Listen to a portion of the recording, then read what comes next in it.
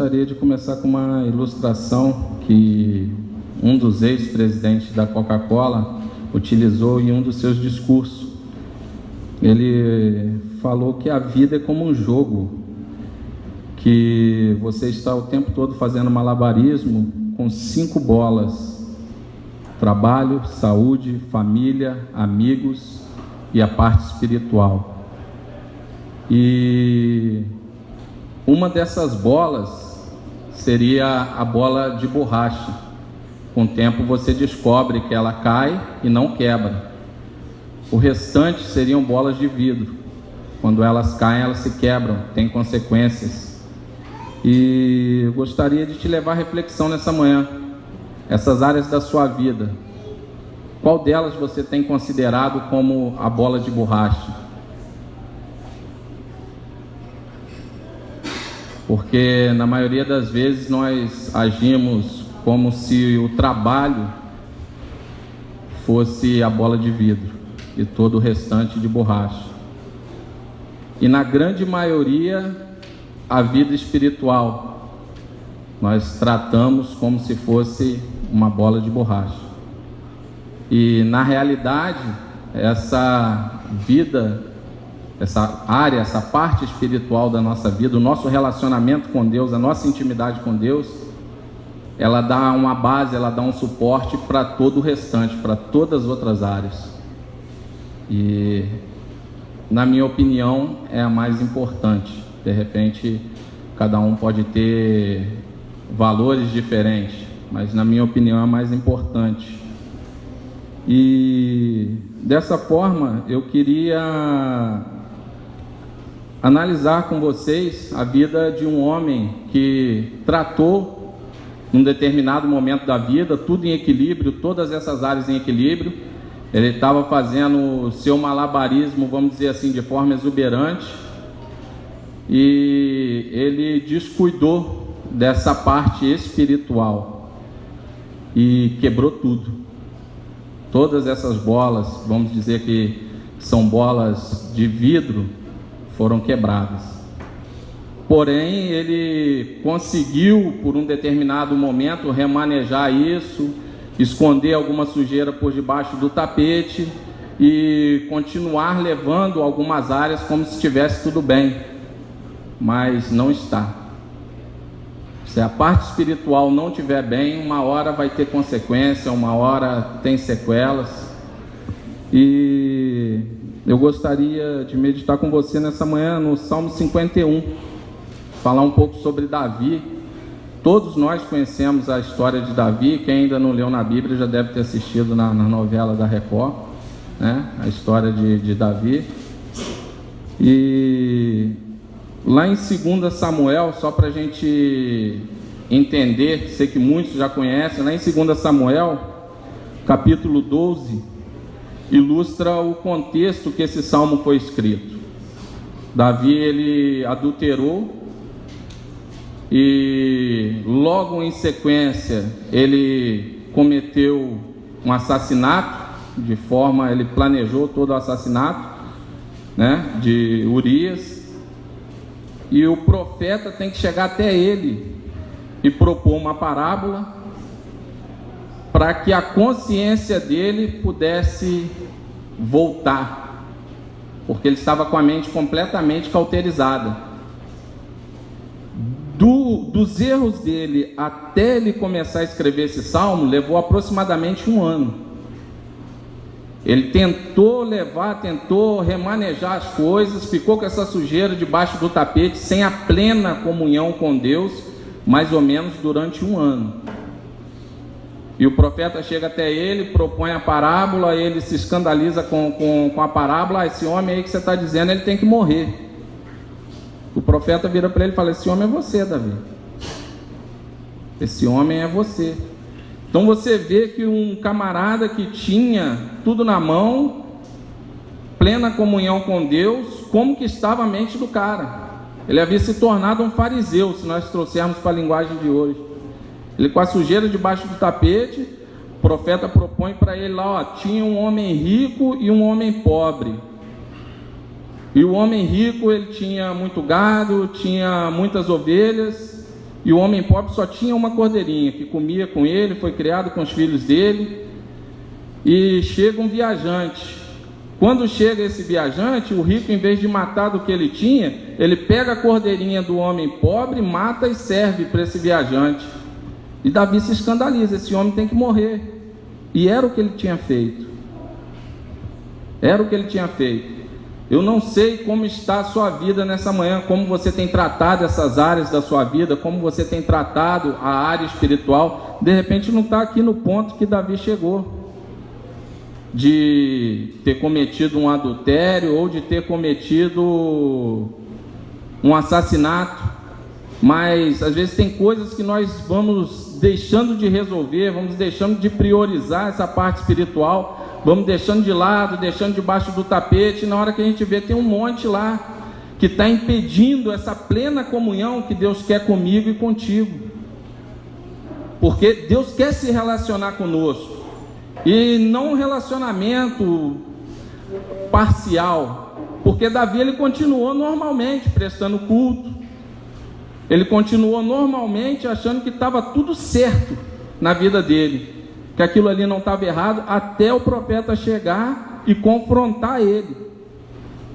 E hoje nós não precisamos de profeta chegar para nos confrontar, você tem a sua Bíblia, quando você lê, ela vai começar a falar contigo.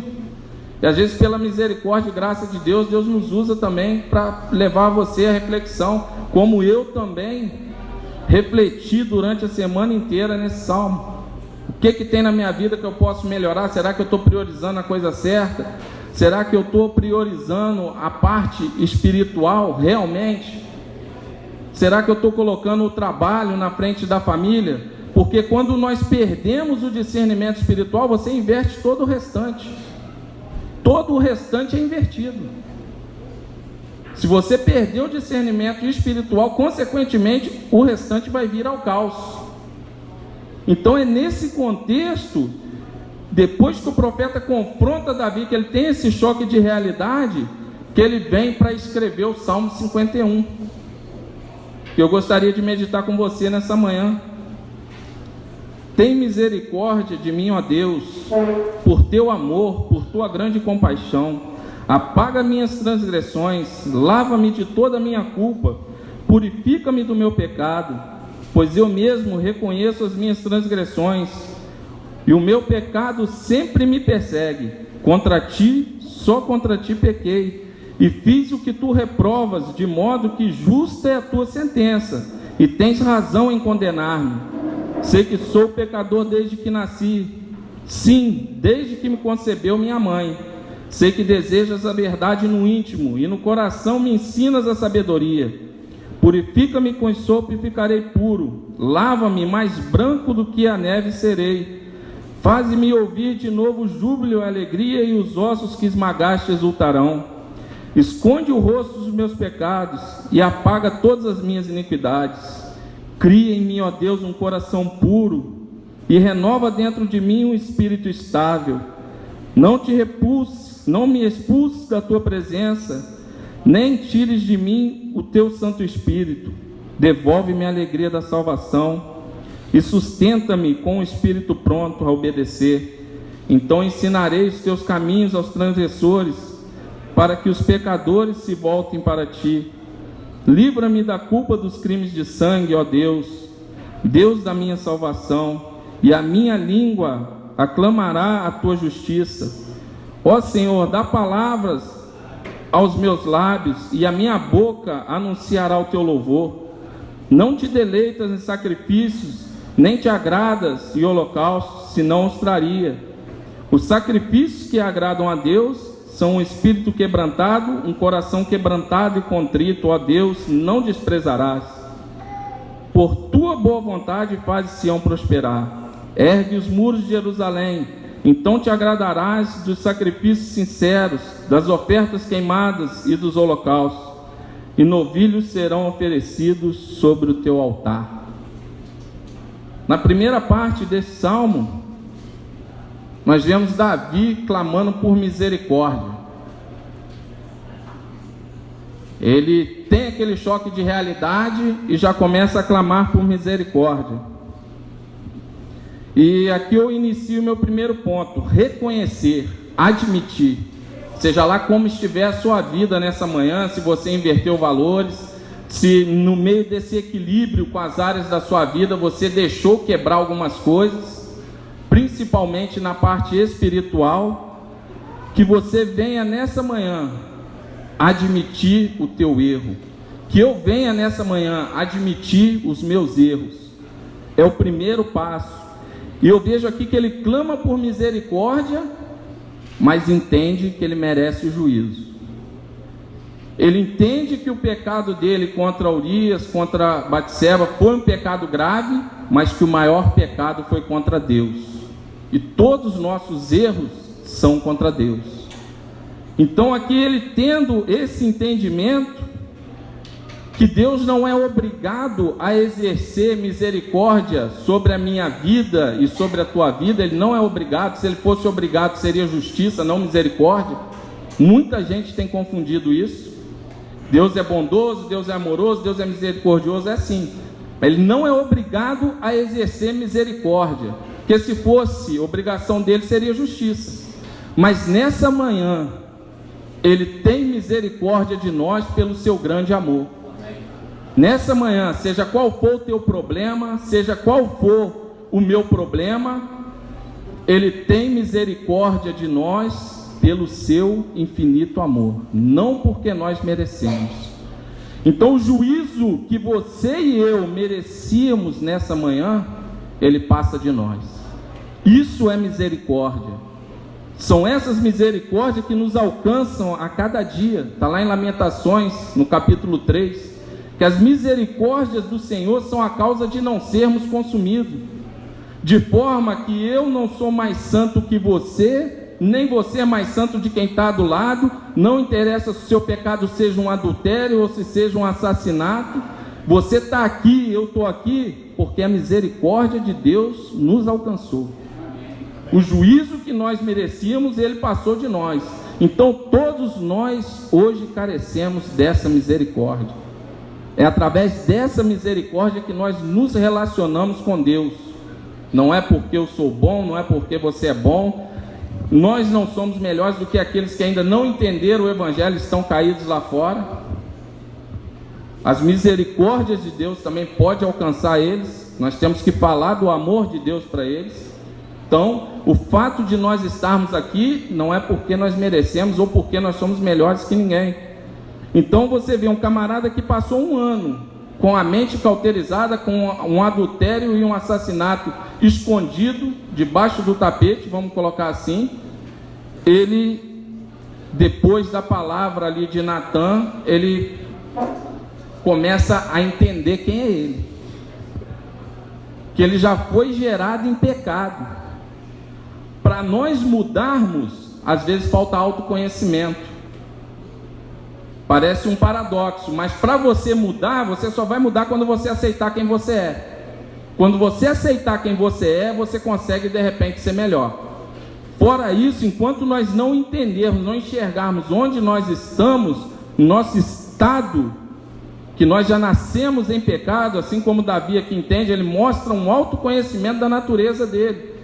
E às vezes nós tropeçamos porque nós não compreendemos a nossa natureza decaída. E aqui ele entende isso e clama pela misericórdia do Senhor.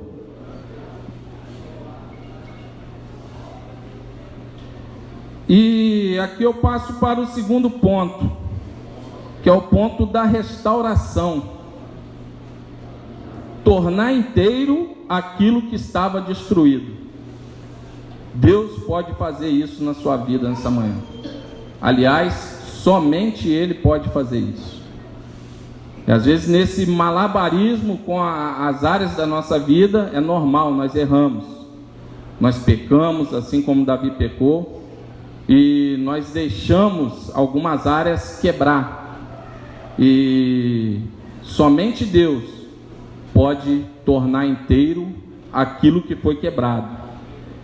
E após o reconhecimento desse estado de miséria, Davi clama por purificação. ele, no verso 7, diz: purifica-me com sopo e ficarei limpo, lava-me e mais branco do que a neve serei. Faze-me ouvir de novo júbilo e alegria, e os ossos que esmagaste exultarão. Então o que acontece? Antes de haver a restauração, tem que haver uma limpeza. Nós temos que ser lavados. Essa purificação que ele pede para ser feita aqui com sopo era utilizado na purificação de leprosos, ou de pessoas que tinham contato com o defunto. Era normal na época, que era considerado impuro. Aqui eu vejo Davi entendendo o pecado, que ele achava que não tinha nada demais, ele já começa a entender como uma lepra. Somente o Espírito Santo de Deus pode fazer isso. Somente o Espírito Santo de Deus pode trazer esse reconhecimento ao nosso coração, às nossas mentes, que muitas das vezes acaba se cauterizando no dia a dia. E aqui eu vejo ele clamando por uma limpeza. Esse lavar aqui, não é uma limpeza só superficial, ele realmente ansiava por ser limpo da sua impureza. Ele realmente ansiava ser lavado como se lava uma roupa hoje. Deus pode nos lavar nessa manhã. O verbo que ele usa aqui depois na frente, ele faz uma oração maravilhosa: cria em mim, ó Deus, um coração puro. Camarada que estava todo errado, todo desconcertado, agora ele está clamando a Deus um coração puro. O verbo que ele usa aqui, o criar, somente Deus pode ser o sujeito desse verbo, mais ninguém. Apesar da nossa natureza caída, apesar de todos os nossos pecados, Deus pode nos dar um coração puro. E o que eu acho interessante aqui, depois, se você puder ler 2 Samuel capítulo 12, você vai ver que quando o profeta chega até ele e mostra o pecado dele, ele também fala que a espada não ia se afastar mais da casa dele, que o mal ia se levantar de dentro da casa dele, que o filho dele ia morrer. E ele faz essa oração maravilhosa. Ele mostra que ele não está querendo Deus pelo que Deus pode dar. E nessa manhã eu te convido a você estar nessa perspectiva também. Não sei qual a situação que você está passando, qual área da sua vida que precisa de ser restaurada, restituída, mas que você possa priorizar o lado espiritual. Ele sabia que o filho ia morrer, ele sabia que ia ter que enfrentar algumas guerras até dentro da própria casa, e ele pede a Deus para dar um coração puro. Ele pede a Deus para que não tirasse ele da sua presença. Ele pede a Deus para que não retirasse o Espírito Santo. E nessa manhã que nós possamos estar na presença de Deus nessa perspectiva, que Deus venha nos lavar, que Deus venha nos dar um coração puro, que Deus nunca venha nos retirar da presença dele, que Deus possa nos dar um espírito reto. É o que Davi pede. E às vezes nós achamos que é uma coisa banal, não é? Porque se você tiver isso aqui, todo o restante da sua vida você vai conseguir estruturar. Todo o restante da sua vida vai bem, porque você vai estar acima das circunstâncias. Você vai conseguir encarar melhor os embates do dia a dia. Então, que nós aproximemos de Deus nessa perspectiva, dessa forma. E terceiro ponto aqui, a reconciliação. Tornar amigo o que era inimigo. Aqui no verso 17 e 18. Os sacrifícios que agradam a Deus são um espírito quebrantado, um coração quebrantado e contrito, ó Deus, não desprezará.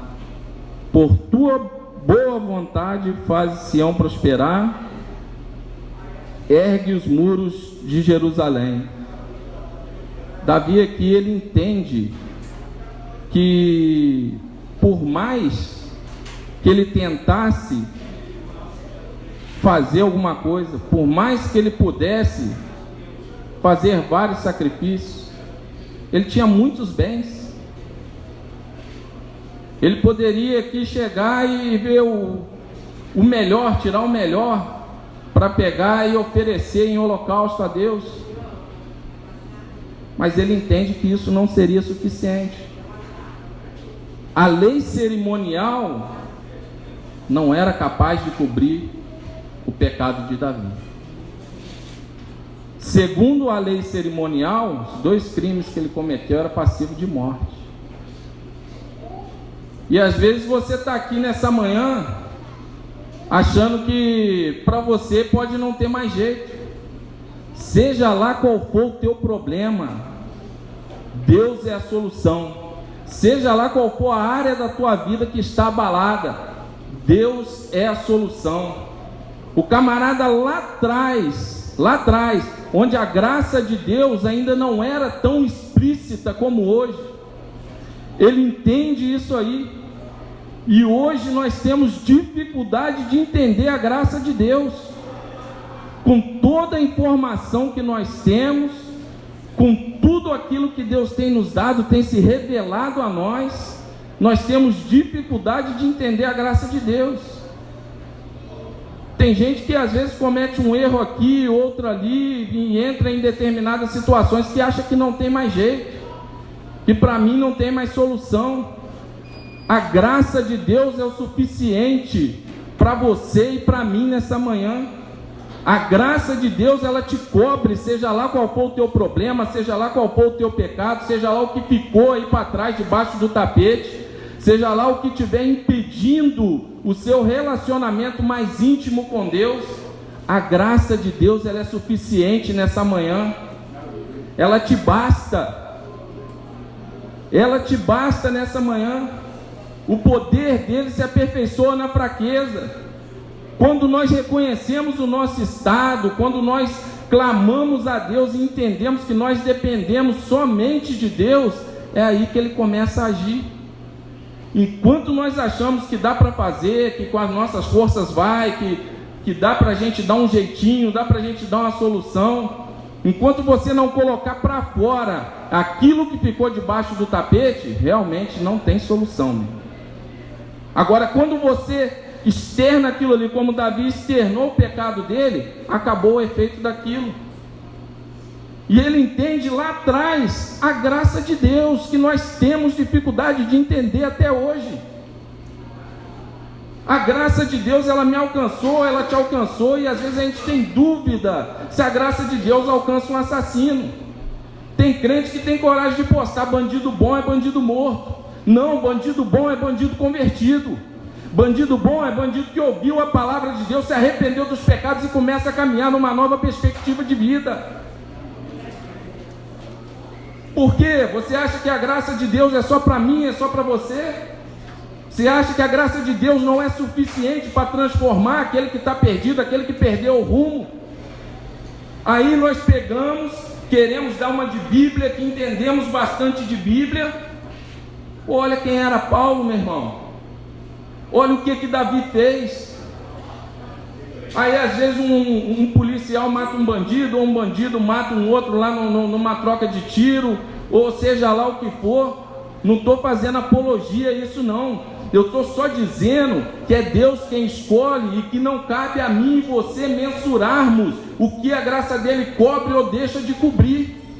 Seja lá qual for o teu erro, o teu pecado nessa manhã, de repente você está achando que para você não tem mais jeito, mas a graça de Deus, ela é suficiente. O que Cristo fez lá na cruz do Calvário é suficiente. E qual a tua função, qual a minha função? Está aqui, ó, um assassino, um adúltero, reconheceu os erros dele, clamou por um coração limpo, um coração puro. Deus deu, e agora ele entende como que vai se relacionar com Deus, em qual perspectiva que ele vai se achegar a Deus. Deus não quer saber se você é um trapaceiro, ou o que você fez, se você trapaceou nos seus negócios, se você andou sonegando imposto de renda, se você achava que a graça é só para você e que o seu irmão não tem mais jeito. Não. deixe isso de lado nessa manhã. Deixe isso de lado nessa manhã. Deus é amor, é justiça, é um Deus de graça, é um Deus de misericórdia. Ele mostra isso aqui na Bíblia. E qual a dificuldade que nós temos de entender hoje, com tanta informação? Eu estava meditando nesse salmo e falando, cara, como é que esse cara entendia tanto assim de Deus? Tinha tanta intimidade assim? Apesar dos erros, apesar de ter tropeçado, adulterou, mas não era um adúltero, assassinou, mas não era um assassino. É esse cara aqui que Deus estava chamando de volta e mandou o profeta ir lá atrás dele. E Deus quer restaurar essa comunhão comigo e contigo nessa manhã. Essa comunhão que às vezes, por causa de uma sujeirinha que ficou lá debaixo do tapete, nós deixamos de usufruir dela. Essa graça sobre graça que transborda na nossa vida, mas nós temos que ter responsabilidade e entender o nosso estado. É isso que Deus tem para mim e para você nessa manhã, meu irmão. Não interessa onde você está, não interessa se você errou no malabarismo da sua vida e colocou a sua família num caos, e colocou a sua vida espiritual num caos, e colocou de repente o seu trabalho também num caos. Deus tem restituição para nós nessa manhã, e Ele quer um relacionamento fechado contigo. O pecado atrapalha. Aqui Davi teve que abandonar o pecado, que nós que estamos aqui dentro venhamos abandonar, nos autoanalisar e ver aquilo que tem nos atrapalhado de termos uma intimidade maior com Deus. O que Deus tem para você é muito maior do que esses probleminhas que nós ficamos escondendo debaixo do tapete e passando por cima. Você imagina só um camarada que inicia o salmo mostrando que é um pecador, que nasceu em pecado, e ele ora pedindo um coração puro, um espírito reto, e Deus dá. É coisa que homem nenhum pode te dar. Deus te dá nessa manhã. É coisa que você por si mesmo, repare aqui que no salmo, tudo Davi pede a Deus. Não adianta eu querer me beatificar. Enquanto eu não enxergar o meu estado para me partir para uma mudança, para que eu parta para uma mudança, não adianta. O que eu e você temos que fazer é reconhecer o nosso estado. Quando nós reconhecemos o nosso estado e partimos dessa perspectiva, que o único meio que nos linka a Deus é o amor dele, através de misericórdia e graça, então nessa manhã, guarde essa palavra, o juízo que eu e você merecíamos, ele passa de nós, e o favor que eu e você não merecíamos, ele nos dá nessa manhã. Que você venha guardar essa palavra, que você possa externar essa palavra para aqueles que estão caídos lá fora, seja qual for a situação que ele está. Tem jeito para a vida dele. Eu e você não vamos conseguir dar jeito, mas Deus consegue. Amém?